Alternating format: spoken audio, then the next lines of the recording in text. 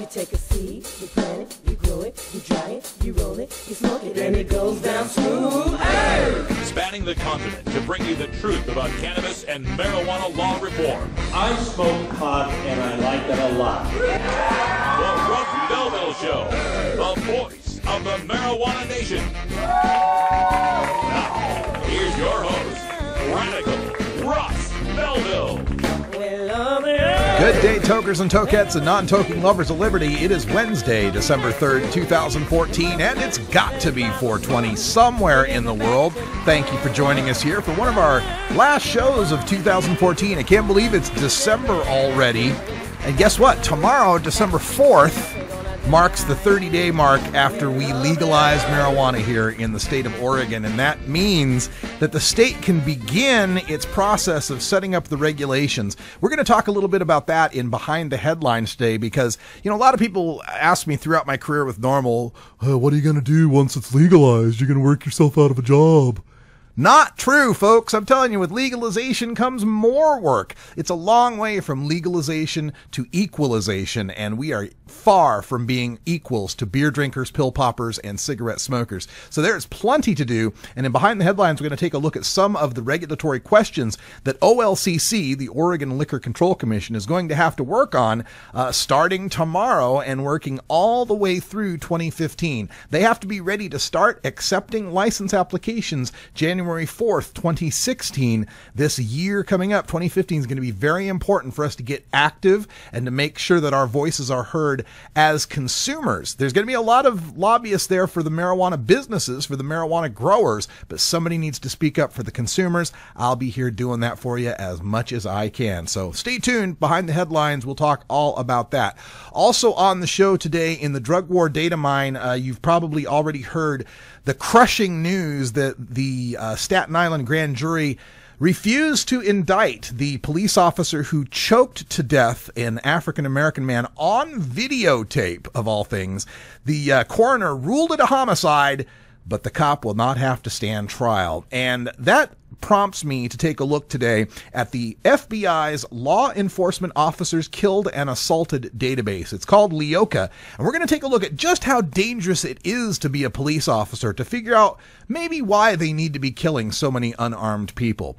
Also on the show today, we've got two great guests joining us. At 1:30, it's our Hemp Day, Hump Day update with Too High to Fail author Doug Fine. He's also the author of Hemp Bound. He's going to get us the latest updates in the hemp industry all across this country and around the world. And then at 45 after, we're going to do a Cannabis Chronicle. We're visiting with Rosezelda Neufville with the Bay Area's high-def transit. It's an interesting concept of ferrying people around the Bay Area. Those of us who are, shall we say, 420 friendly. We'll talk to her about that and find out what the business plan is in our Cannabis Chronicles.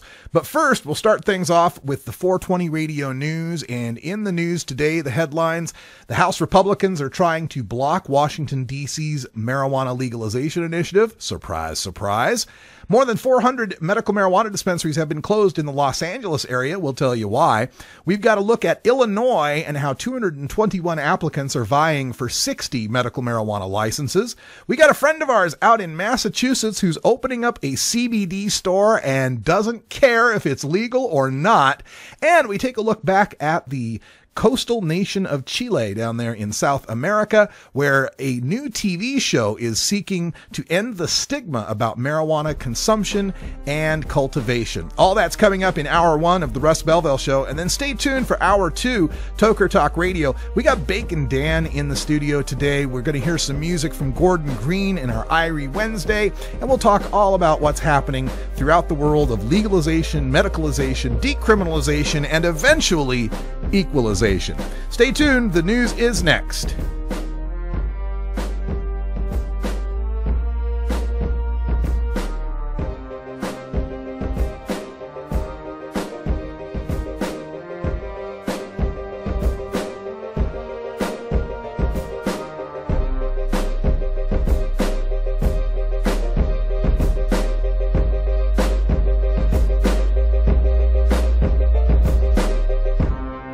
You're tuned into the Russ Belville Show, the voice of the marijuana nation. 420 Radio, your ticket to the Boston Freedom Rally. Hey, this is Willie Nelson, or Normal. And I smoke pot and I like it a lot. I learned a long time ago that marijuana is a lot safer than alcohol. There's nothing wrong with the responsible use of marijuana by adults. It's time we stopped arresting and started respecting those who smoke marijuana responsibly. To learn what you can do to help, contact Normal at norml.org or call toll-free 888-67-NORMAL. Hemp Radio with Patty Cakes from Orange County, California, replaying Wednesdays at 10 Pacific on 420radio.org.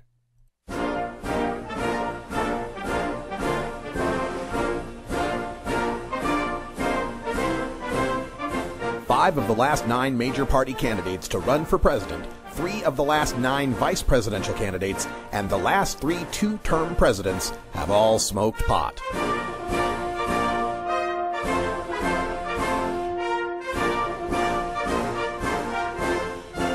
Marijuana, the gateway drug to the White House. This is the Russ Belville Show.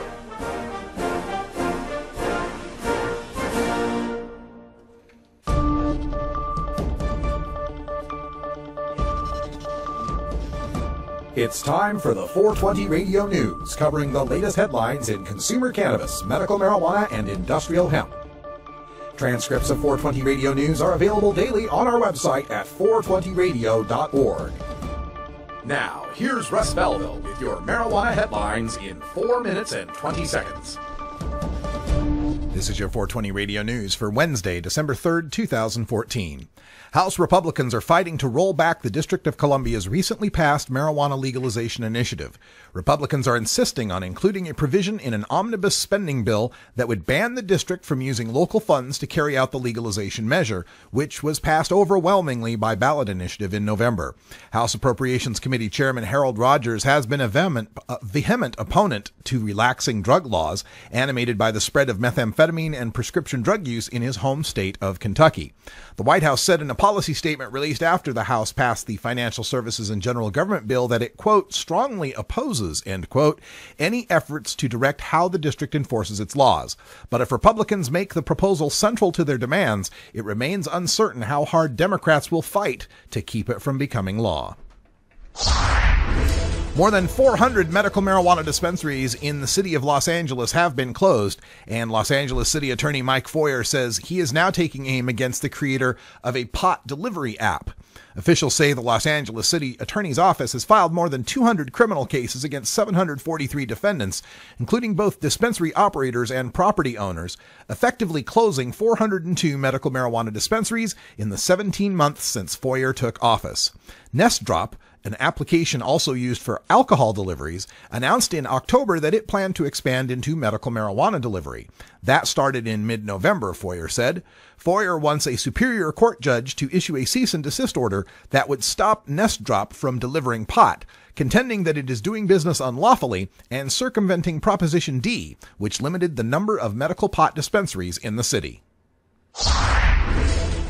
The clock is ticking on the state's first decisions concerning the licensing of medical marijuana in Illinois. Only licensed physicians can write a recommendation for medical marijuana, and under terms of the Illinois law, any pot must be consumed in the patient's home. A total of 60 dispensaries will be licensed to fill recommendations statewide. So far, 211 have applied. It isn't clear how many dispensaries will be located in the city of Chicago. Applicants who are granted a dispensary license face what the state hopes are airtight regulations. No building can be located within 1,000 feet of a school or daycare center. All must be outfitted with high-tech security systems to protect not only the pot, but what is expected to be large volumes of cash. Some 8,000 patients have already applied for marijuana cards in Illinois. Bill Downing isn't sure whether the medical cannabis products he sells at his Boston store are legal. He also said he doesn't care whether they are or not. Downing operates CBD Please in the Alston neighborhood of Boston. Through his Lincoln Street store, he sells medical marijuana that he believes is legal because it is made from hemp oil. But the Department of Public Health forced Downing to shut down a previous store, and the Boston Police Department told WBZ News Radio 1030's Lana Jones that it is, quote, looking into the legality, end quote, of the newest operation. Downing, meanwhile, argues that cannabidiol, or CBD, is the medically active ingredient in hemp, and it is not an intoxicant. He does not have a medical marijuana license. Marijuana products at Downing's store include roll-on and rub-on salves, sprays, capsules, and scalp and hair care items. According to Downing, the items do not have THC, which is the intoxicating ingredient in marijuana. As efforts to decriminalize marijuana use make significant gains in Latin American countries, a new TV channel in Chile is now making an attempt to win the hearts and minds of the public at large. It's called Cultiva TV, and the people behind it want to dispel misinformation about marijuana consumption and educate Chileans about the medicinal, cultural, and spiritual properties of getting high. Although public opinion has rallied in favor of its medicinal uses, people in Chile, including politicians, fear that legalizing medicinal marijuana will cause an increase in its illegal recreational use. Small gains, however, have been made. Last September, Chilean authorities approved the first legal medical marijuana farm, and earlier this year, a Chilean cancer and lupus patient was granted special permission to take a cannabis-derived painkiller known as Sativex. Laws regulating drugs in Chile do not penalize personal cannabis use in a private setting, although they do outlaw growing the plant. This has been your 420 Radio News for Wednesday, December 3rd, 2014. I'm Russ Belville. 420 Radio, freeing your mind 24 hours a day. There's so much I worry about as a mom. Stephen Harper thinks that organized crime should continue to profit from marijuana prohibition. Imagine regulating marijuana like alcohol and cigarettes with a strong and clear educational message, making it more difficult for my kids and your kids to access. Drug dealers don't ask for ID. Stephen Harper does not have the kind of judgment we need to protect our children, authorized by the Normal Women's Alliance of Canada. Tokers, there's no good reason to get your dog stoned.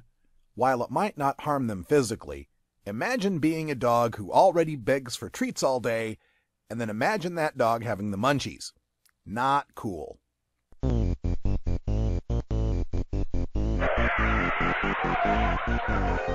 What's to keep somebody from getting all potted up on weed and then getting behind the wheel? The Russ Belville Show reminds you to never smoke and drive impaired. Hang out for a while. Share.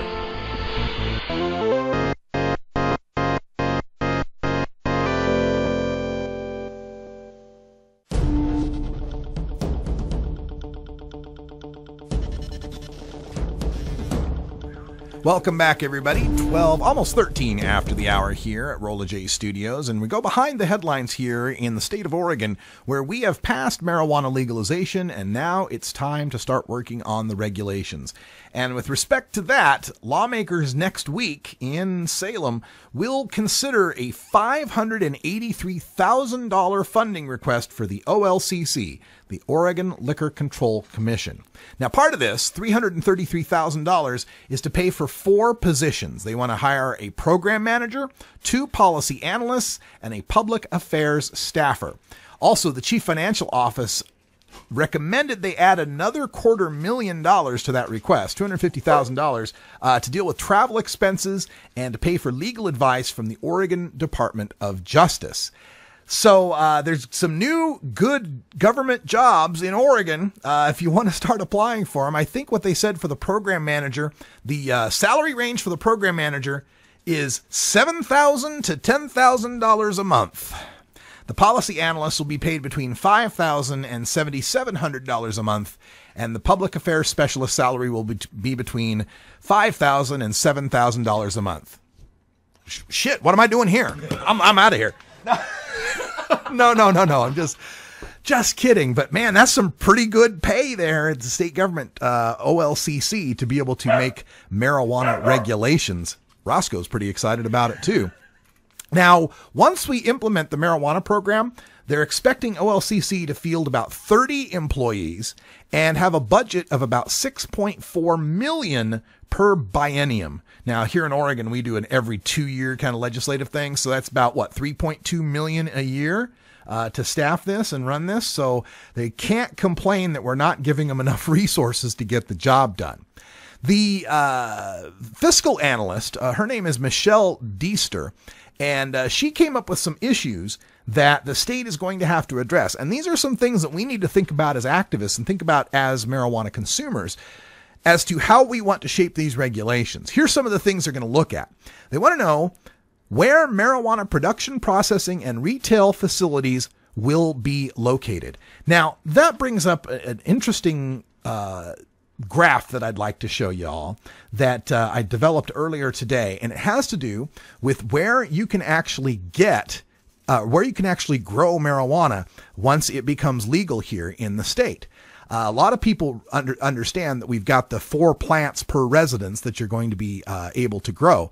But what they don't understand is that the laws against growing marijuana as far as within 1,000 feet of a school will still be in effect, even for recreational grows.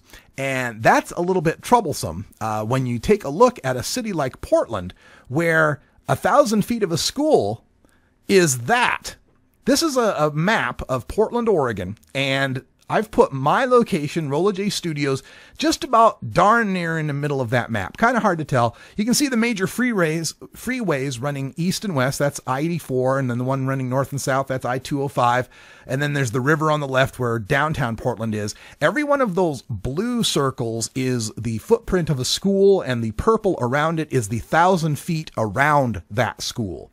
So as you can see, when you live in a major city like Portland, Oregon, you're almost guaranteed to be living within 1,000 feet of a school if you're in a residential district. If they're going to use those 1,000 feet rules with respect to marijuana licensees, it's going to severely impact where these places can be located.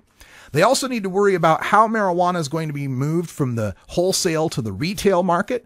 We're doing something that's not been done in marijuana markets before. Washington State has producer, processor, retailer licenses. We have, and so does Colorado, we have producer, processor, wholesaler, and retailer licenses. You'll be able to grow your own, supply it to your own dispensary, and supply it to other dispensaries. And so that opens up a whole bunch of regulatory questions that are going to have to be addressed. We also need to address the big elephant in the room, and that is, are we going to have 2 parallel distribution systems for marijuana? One for medical, one for recreational. Or are we going to do something to try to fold those together and eliminate redundancies? It seems odd to me that we would have medical marijuana shops that are under one set of regulations and one set of testing guidelines, and then reinvent the wheel for recreational when they're pretty much selling the same product. Now, I understand there's argument for higher CBD products for medical patients and maybe higher THC products for recreational. But I think that one pot shop and one supply chain can handle that marketing. I don't think we really need to have redundancies in this system.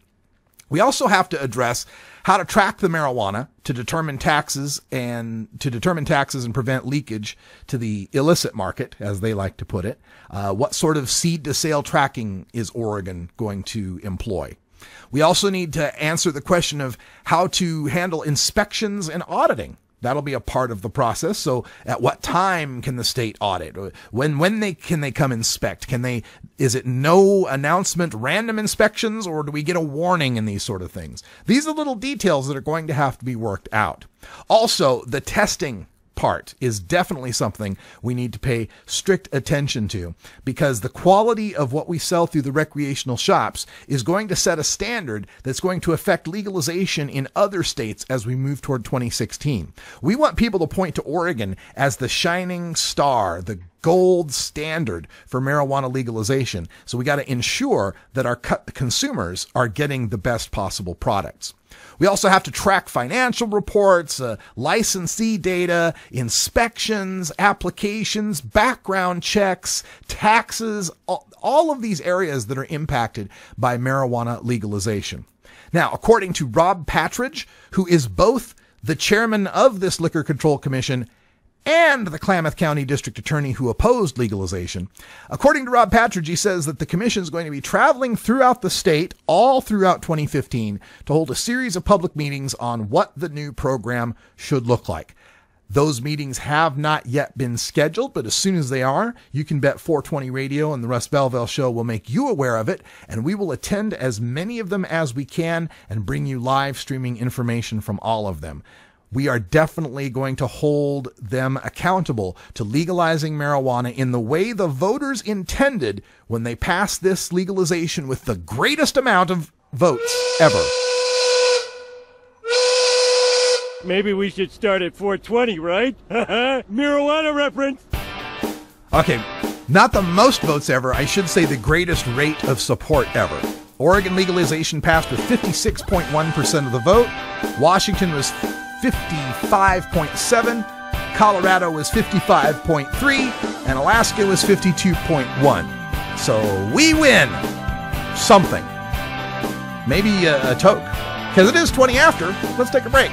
We'll be back with Drug War Data Mining. 420 Radio, your ticket to Seattle Hemp Fest. Get.Buzz.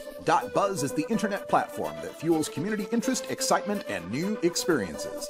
.Buzz is the premier online destination for internet users seeking the latest news on a variety of topics.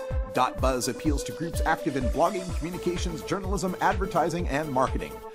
.Buzz offers registrants a stronger alternative to the shrinking namespace of existing top-level domain names, such as .com, .net, and .org. Get your name now at get.buzz.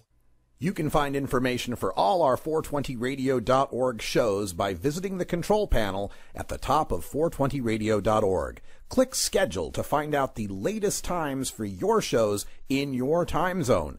Click Show Guide to learn more about each show. Thanks for supporting 420radio.org. Hey tokers and tokettes, Radical Russ here for the Cannador, a practical solution to keep herbs from drying.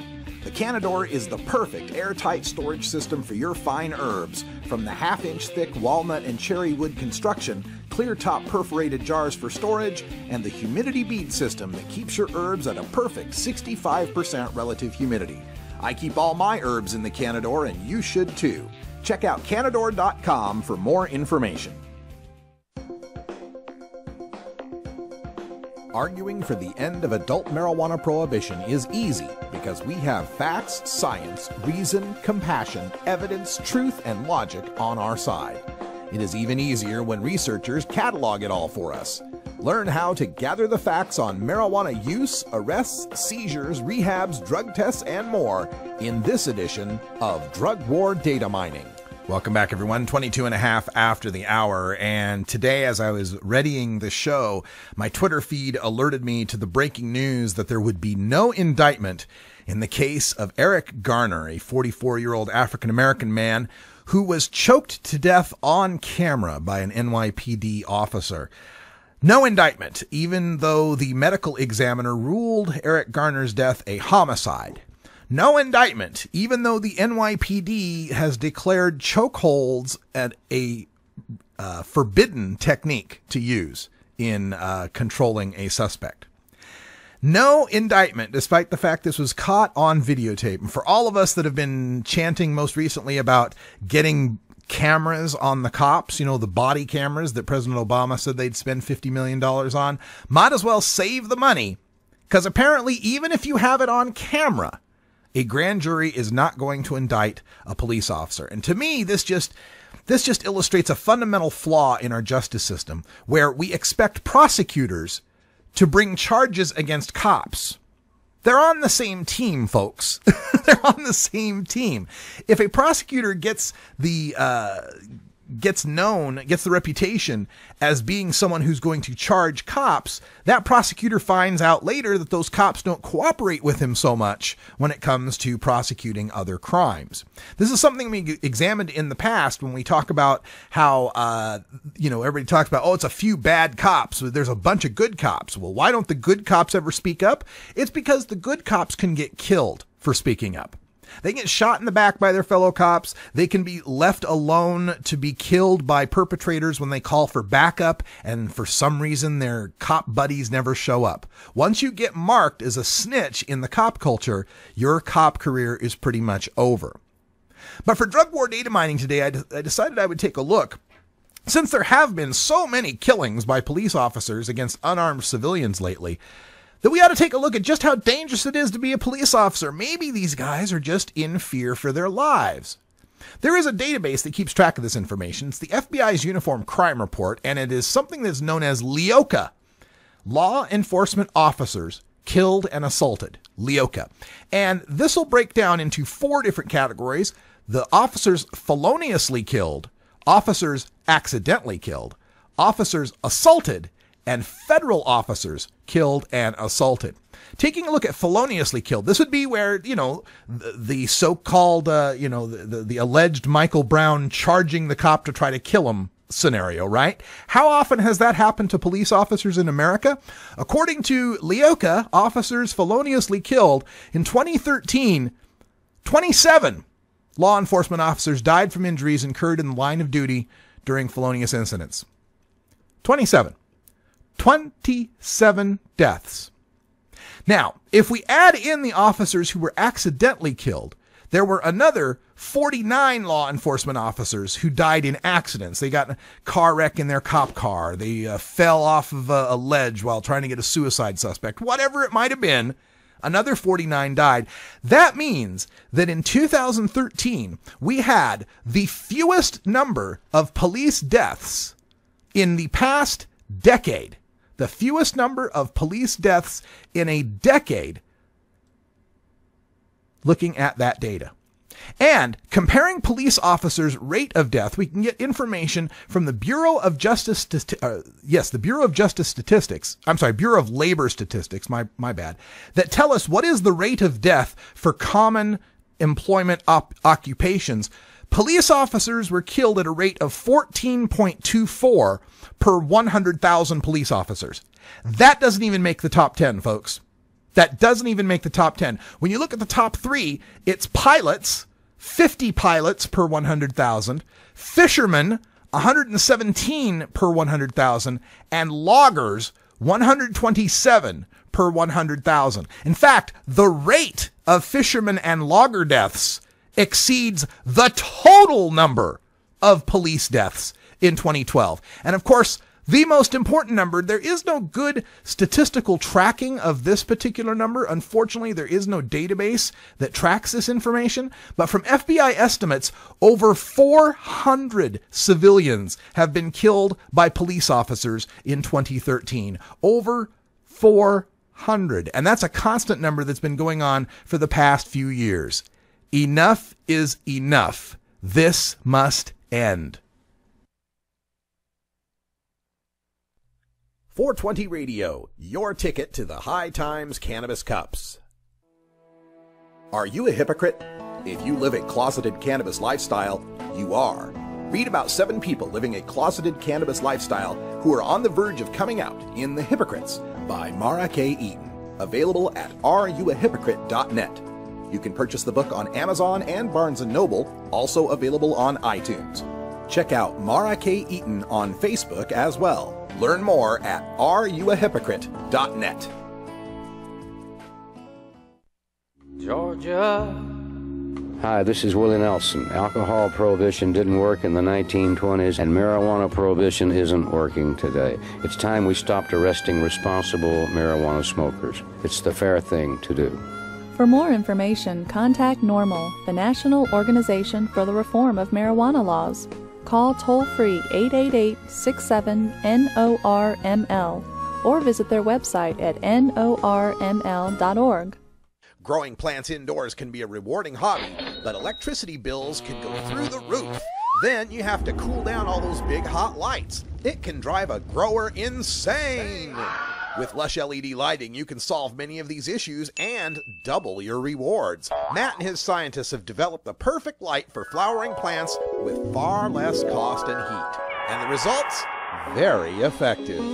Check out LushLEDlighting.com right now and tell them Radical Russ sent you.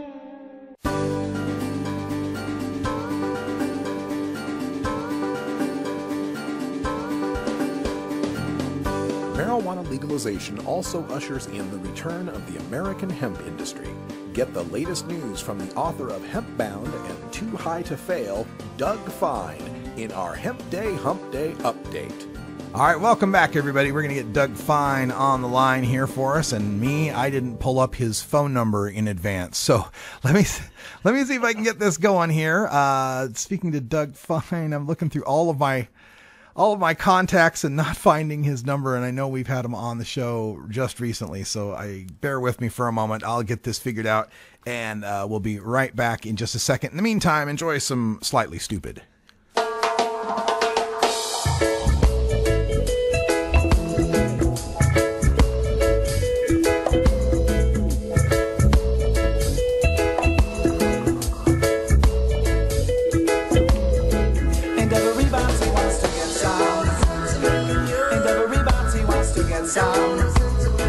And everybody wants to get some. And everybody wants to get some. You know that is better to smoke it. Sit in the morning time. And when you wake, you know that everything will be just fine. So fine. You know that it is better to smoke that shit. Sit in the morning time. And when you wake, you know that everything will be just fine. So fine. And people don't say now, but everybody wants to get some. And everybody wants to get some. And everybody wants to get some. And everybody wants to get some. But I'm gonna call the doctor for me. But yes, this is a case of emergencies. Cause me and Kyle smoke sense a long time ready. But if you got another split boy, then pass it over to me. And people don't say no, but everybody wants to get some. And everybody wants to get some. And everybody wants to get some. And everybody wants to get some.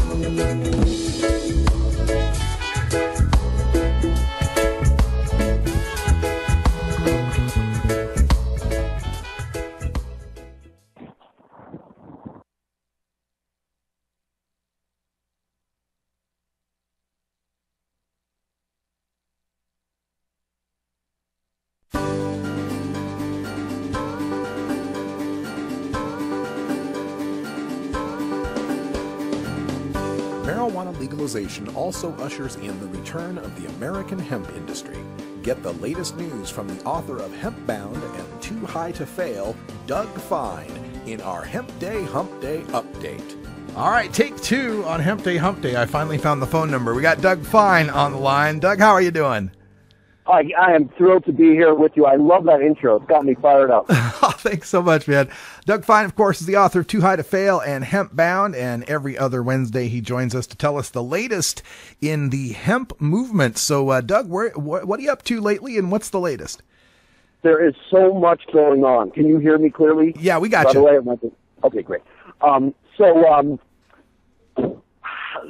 don't know if I mentioned this during our last Hump Day, but my own state, finally, of New Mexico, we're moving a bit. I gave a 2-day hemp workshop in Santa Fe, the state capital, and there were political players connected, and we have a very GOP-slanted state government right now.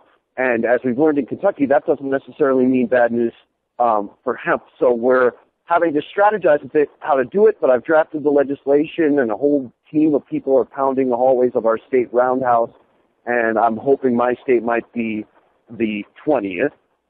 Today, to permit hemp cultivation in accordance with the big change last February in the federal farm bill that permits hemp cultivation for research purposes. But that's being interpreted very broadly in places like Colorado and Kentucky and Vermont.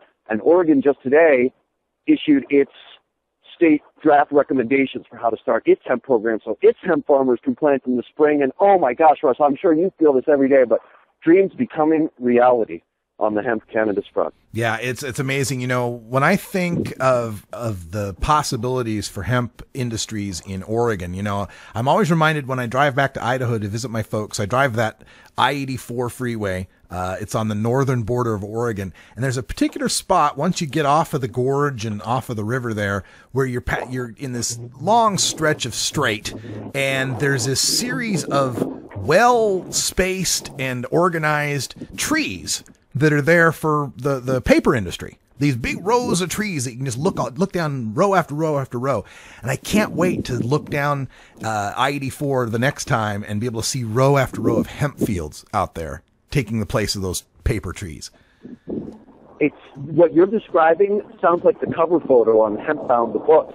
It's just, let's put it this way. If amber waves of genetically modified grain change over to waving hands of industrial cannabis, we solved our energy, domestic energy issue, because there's our energy from gasification of the fiber right there. And of course, the profits of farmers in the ground is coming from the seed oil industry. Since we last spoke, last week, in fact, I was at the Canadian Hemp Trade Alliance. Talk about an intimidating gig. They had me giving the keynote speech in front of farmers that are growing like 8,000 acres of hemp, 3,000 acres. I mean, people that are up to their shoulders really doing this thing, and it's growing 24% per year in Canada. They can't keep up with the acreage for demand. It's passing $1 billion in value, the overall Canadian market this year, and just from seed and seed oil products. And the reason why it's growing so fast is that the world is discovering the health values of the hemp plant. One of the talks that was given at that Canadian Hemp Trade Alliance convention was a University of Manitoba food researcher who broke it down. We all heard, oh, it's good for you, omega balance. He showed you. Hemp with every other oil, from olive oil to nut oils like walnut oil, flax oil, all of it. And there it was, that perfect 3-to-1 omega-6, omega-3 balance, including a kind of omega-6 called GLA that's crucial in formation of cell walls in our immune system, that is basically only in significant quantities in hemp oil. So it truly is a superfood. And the farmers in the ground in Canada are making 5 times what they were making from the GMO cycle crops prior to that. So it's to their advantage to switch over, and to American farmers' advantages too. And of course, that includes Oregon starting this year. Absolutely. Now, you mentioned that they're primarily concentrated on seed oil crop and the nutritional uses of hemp seed. Are they ignoring the textile uses, the building material uses, or they're just not profitable yet? They're ignoring the fiber uses to their detriment, and they know it. In fact, the punchline for my keynote, like the recurring joke, was that I'm trying to prod you Canadians to start doing something with your fiber. They're burning it in the field because it's such a strong. We all know, those of us who have read Jack Lair and all of it know how strong the hemp fiber is, and it's because they aren't taking the time to market the fiber. They're only doing the seed oil. They're not even bothering to churn it under and bury it because it's such a strong fiber that it's damaging their harvesters. So they're just burning it in the field, which is not good. They know it's not good. Like from the podium and during the fiber talks and all the politically connected hemp farmers, they all admit it. They know. The funny thing about it, and I found this when I was researching Hempbound, it's the opposite in Europe. In Europe, they're being dragged kicking and screaming into the oil market because they just have done fiber forever. They know fiber. My hemp shirt today is made from European hemp fiber. They know fiber. Before I forget, Russ, one of the really interesting developments, and we may have touched on this last time, is a fiber application that is already taking hold in the U.S. It's based on a recent study, and I met the researcher at this Canadian Hemp Trade Alliance. His name is Ji Lee, and he is part of a team that discovered that for next-generation batteries, this nanotechnology stuff that's very up to now have been very environmentally unfriendly to produce and very expensive to produce, but it produces these things called supercapacitors, which are going to, in the next generation batteries, allow us to charge all our homes in 10 minutes, our cars in 5 minutes, and our phones in a matter of seconds. It turns out that when you hammer hemp into one atom-thick carbon wafers, the shape of the hemp molecule results in slightly better performance than what has been used at 1/1000th of the cost, and no toxicity, of course, because it's hemp. So that's thrilling enough, right? But already farmers in the U.S., a Colorado farmer I met named Jim Bremer, is selling his harvest this year. Seed harvest is why he grew, but what's he doing with the fiber? He's selling it to a local Colorado high-tech company who wants to use the fiber for research in next generation environmentally sustainable batteries. So we are in exciting, as parent, I feel like we're in exciting times, and humanity's got a real shot.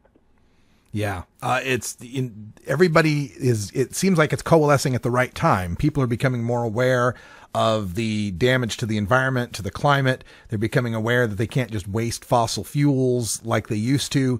And at the same time that awareness is happening, these technological innovations are happening with the hemp plant that provide the answer that we're looking for. Do you have a problem sometimes, though, of people thinking it's too good to be true? Only myself, only in trying to, because I'm a cynical journalist with 20 years experience at this point, Russ, and so it's my job to be skeptical, to be rigorous when I investigate a new topic. And 5 years of field research is showing that my roommate with the lava lamp that was ranting about hemp didn't even go far enough. Yeah. It's better than we thought. That's amazing. Doug Fine is, of course, the author of this fantastic book, Hemp Bound, Dispatches from the Front Lines of the Next Agricultural Revolution, and the New York Times bestseller, Too High to Fail. Where are you headed next, Doug? What's up next for you?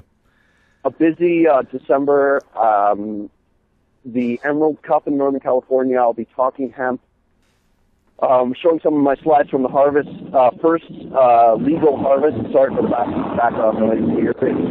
Beautiful Silver City, Mexico. Her birthplace is Billy the Kid, by the way. So at the Emerald Cup, I'll be showing some of the slides from Slovenian hemp harvest, Kentucky hemp harvest, all part of a hemp-printed first legal modern hemp harvest document that I'm putting together along with Morris Beagle of Colorado Hemp Company partly on American-grown hemp in the spring. So I'll be showing some of those slides, and then I'll be on a panel as well with the legendary Native American hemp activist John Trudell, and we'll be talking hemp and taking hemp questions there in Sonoma. I think that's December 14th. Then I'm going 2 days to Oregon. Hopefully I can cross paths with you there, and talking to the state about implementation of hemp and how to best do it. I really want to be involved in that because I care a lot about Oregon. And then off to Düsseldorf, Germany, where a nice, well-established hemp company called Hemp Pro wants me to come and give a hemp-bound talk especially on the American situation to their company holiday party. So, heck, free trip to Germany, whatever, I'll take it. Hey, sounds like a good trip, man. All right, well, when you get to Oregon, let me know. We'll hook up, get you in the studio perhaps, and we always look forward to the Hemp Day update. 2 weeks from now, we'll hear about Emerald Cup and everything else that's going on in your life. Doug Fine, thanks so much for joining us here and being a part of the show. Are you kidding? It's an honor. One of the best journalists out there, Russ Belville. Not just in this topic of cannabis, but you'd be a top-notch journalist in whatever field you focus on. Thank you, man. For having me. I appreciate that. All right, well, stay tuned, folks. When we come back, we've got the anti-drug public service announcement of the day, and then we're joined with Rosezelda Neufville from High Def Transit, an interesting business opportunity happening in the Bay Area. You're listening to The Russ Belville Show on 420radio.org. You're tuned into The Russ Belville Show, the voice of the marijuana nation. 420 Radio, turning red states and blue states green. You know Herb Thrasher from the Herb Thrasher Flower Hour. Now get ready for Herb Age Designs for the proud cannabis consumer. Herb Age Designs, lifestyle gear for the 420 friendly. Herb Age Designs, we've got Frisbee golf discs and durable hemp gear. Herb Age Designs, we've got shot glasses, drinking glasses, coffee mugs, and beer cozies. Check us out on Facebook and online at herbagedesigns.com. And follow Herb Age and Herb Thrasher on Twitter.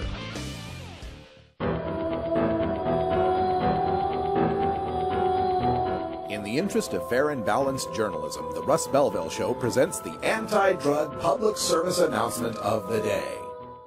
I helped murder families in Colombia. It was just innocent fun. I helped kidnap people's dads. Hey, some harmless fun. I helped kids learn how to kill. I was just having some fun, you know. I helped kill policemen. I was just having fun. I helped the bomber get a fake passport. All the kids do it. I helped kill a judge. I helped blow up buildings. My life, my body. It's not like I was hurting anybody else. This has been the anti-drug public service announcement of the day. To cure this sort of reefer madness, listen to the Russ Belville Show every weekday on 420radio.org. Adam Hand of Handmade Apparel produces quality custom designs for t-shirts, hats, and other apparel. Handmade Apparel is the official design shop for 420 Radio among many clients who rely on Adam Hand for everything from short-run custom projects to full-run clothing lines.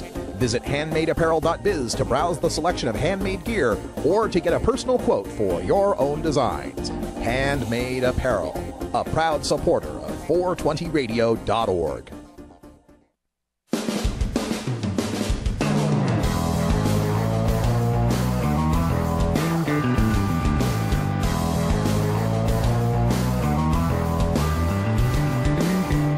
Mark Twain once said that when there's a gold rush, it's a good time to be in the pick and shovel business. Today we look at the rapidly evolving markets in the marijuana green rush in our Cannabis Chronicles. All right, welcome back, everybody. Just about 46 after the hour, and joining us via Skype, we've got Rosezelda Neufville from High Def Transit out there in San Francisco, California. I don't know if we're connected or not, but can you hear me, Rosezelda? I sure can. Can you hear me? Yes, you're coming in loud and clear. Before we start the interview and talk about High Def Transit, we've got a little video here from High Def Transit that we can show, give people maybe a little thumbnail sketch of what's going on, and then we'll go back to Rosezelda on the line to talk more about this business. But check this commercial out first. High Def Transit from San Francisco, California. With over 1 billion people in the world, chances are there's somebody out there just like you. There are software engineers, pastry chefs, artists, and people with medical conditions. And what do many of these people have in common? They use marijuana. It's expected that marijuana will be legalized in California. And when that happens, what will be the biggest concern? Safety. That's where we come in. High Def Transit is a discreet shuttle service that also serves as a mobile vapor room. Members can medicate on board, while our certified drivers get you to your destination safely, so you can enjoy the ride. So hop in, make friends, and ride safe. High Def Transit. All right, so I'm really excited about this, Rosezelda, because to me it sounds like Uber with a doober. Am I close? You can definitely say something like that. So, High Def Transit. Now, you're starting off in the Bay Area, and is that just kind of going to be like a test market, or is that just the first one you're getting into? Yes, that's more of a test market. As you know, with anything in business, you want to kind of start small, especially since this is something that's very, very new in the San Francisco market. You know, we want to take time, connect with our members, actually, you know, build a relationship with them, kind of listen to some of the things that they want to see aboard our buses. What we're offering is, for the first time in California, is a place where working class professionals can actually take time out of their busy schedule after work or so, come aboard our buses and actually medicate. So it's a really, really new concept, and anything, you know, that's new and stuff takes time. So how would someone get a ride? Would they have to subscribe on a monthly basis? Is it like an Uber where I can just use an app and get picked up? I mean, how does this work? In the future, we definitely want to go towards the app. At the moment, it is a membership-based service. So in California, we only have medical marijuana. So you do have to be a patient. We have an annual fee. We are still in the works of kind of concreting that fee, as well as a monthly membership. And so it's a reservation service.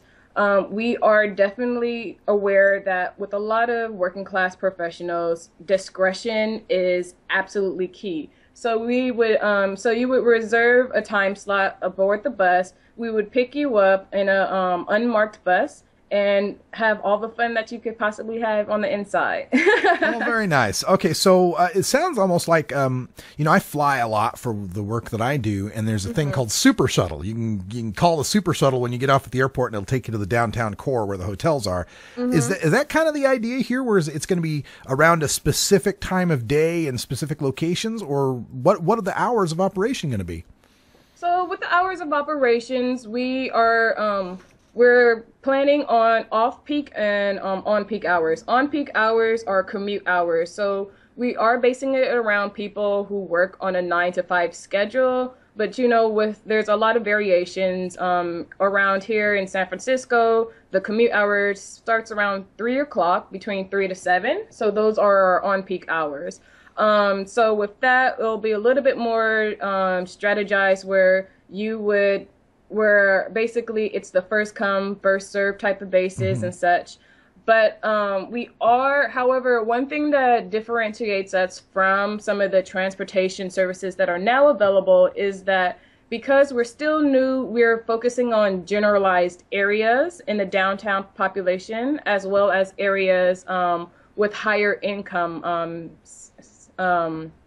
citizens.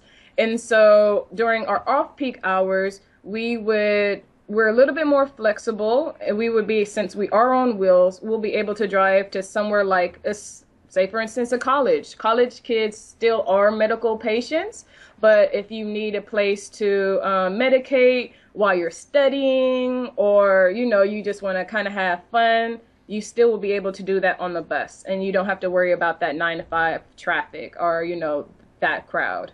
All right. Now, the elephant in the room, of course, would be, what does the California Highway Patrol think of this idea?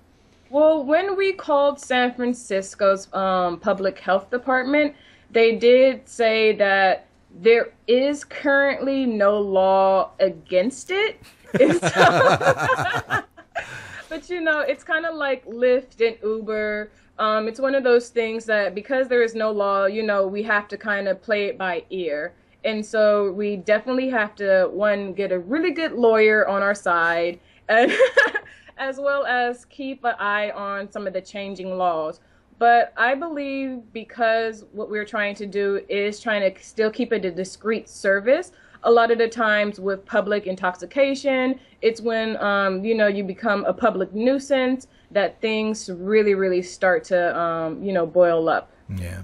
I know that there are services that offer like pub crawls where they'll load a bus up with people that they're drinking from bar to bar, but I don't know that they're drinking in the car. Is there law that covers like where you have to be as far as the driver's area versus the passenger area? Does there have to be a wall in between, anything like that? At the moment, they, once again, don't have a law for that, or they don't have a law. But what we are planning to doing, because as you know, there is, the drivers can get contact high. We are going to build a wall between the main compartment and the drivers. Even the driver has a separate entrance. That way, there's no way how the THC can impair their driving abilities. Okay. And as far as selling this to the public officials, I imagine you could sell this as, public safety, is that, hey, at least these people aren't driving their own cars. We're ferrying them from place to place. Definitely. We are strongly promoting the DUI aspect. Just because, once again, since our members will be able to medicate on board, they inherently aren't behind the wheel. So that is DUI at its best. It's just that, instead of having a commercial where, it creates a fear, we're trying to make it fun. We're trying to make it, because these people honestly are probably going to medicate, but as long as they medicate with us, it entices them to practice safe driving habits, whether they know it or not. We're speaking with Rosezelda Neufville from High Def Transit. You can find out more at highdefdefTransit.com. Did I get that right? Right website? Yes. Okay. And interesting service, basically Uber for Dubers. You get a ride on this bus system that allows you to medicate on the bus. When do you anticipate, or have you already started this service? No, at the moment we are in the fundraising aspect. I am so sorry about that. Let's go ahead and cut that off. But let's see. Happens to the best of us. It happens. I am not used to. Google wants to always alert me to everything. There's something very serious happening, whatever it is. Yeah. All right. So, no, we are currently in the fundraising aspect. We have a campaign called Help Us Exist, where we're actually going out to the community. Despite their views on marijuana, we're just asking people, why is it that you exist? Do you exist because you like to help old ladies cross the street, or because you like to play pranks, or is it because you're an activist?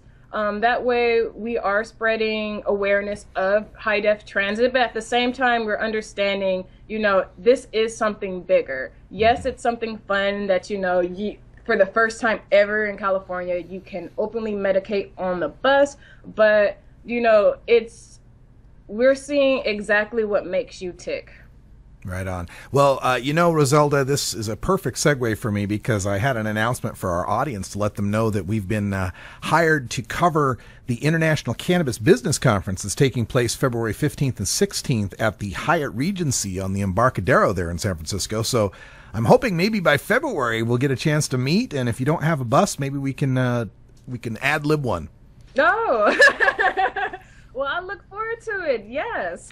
Yeah, maybe we can get hit me up after the show. Send me an email again. I'll give you the information for that conference because there'd be a ton of people there and some of those funders that you might want to meet. So that'd be very interesting. I'm a big proponent of getting these businesses started at a local level and with people involved in them that have a foot in the cannabis community rather than just carpetbaggers with a bunch of money who just see the next big money making venture. So Rosezelda, can you give us a bit of your background? Or how did you come up with this idea, and how long have you been a part of the community? All right. My personal involvement with cannabis, I guess I'm the lucky ones that can say that I started that journey in Amsterdam.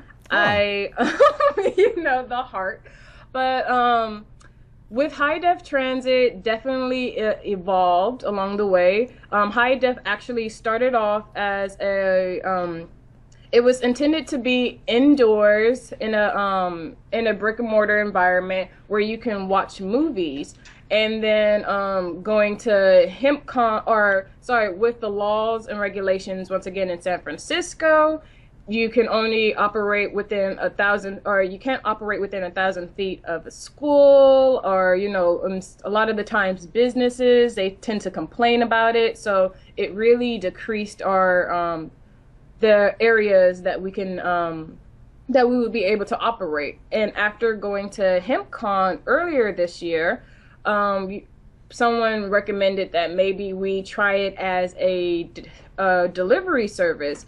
Mainly just because they are still raiding dispensaries in California. Mm-hmm. But upon speaking with some of the other delivery service owners, they advised against it. They said, one, you're a female, and unfortunately we are in a society where there's guns. So imagine a female comes to your place with a bag of weed, and you have Gotcha. You may have the upper hand, and it's not a good outcome for at least one of us.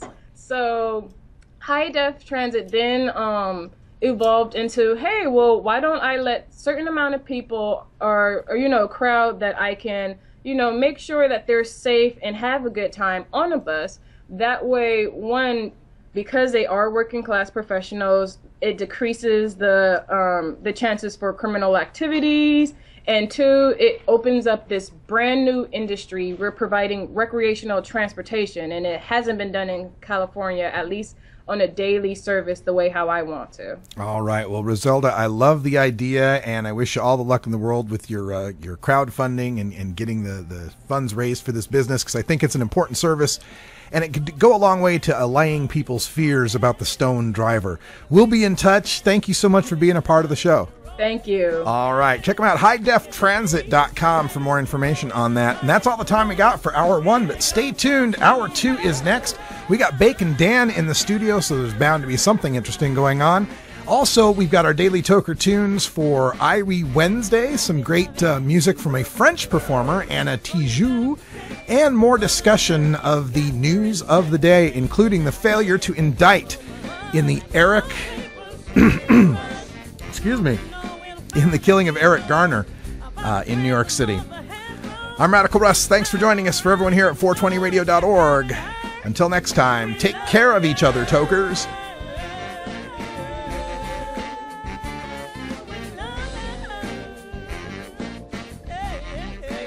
This is the Russ Belville Show. The Russ Belville Show is blogging and podcasting daily at radicalruss.com.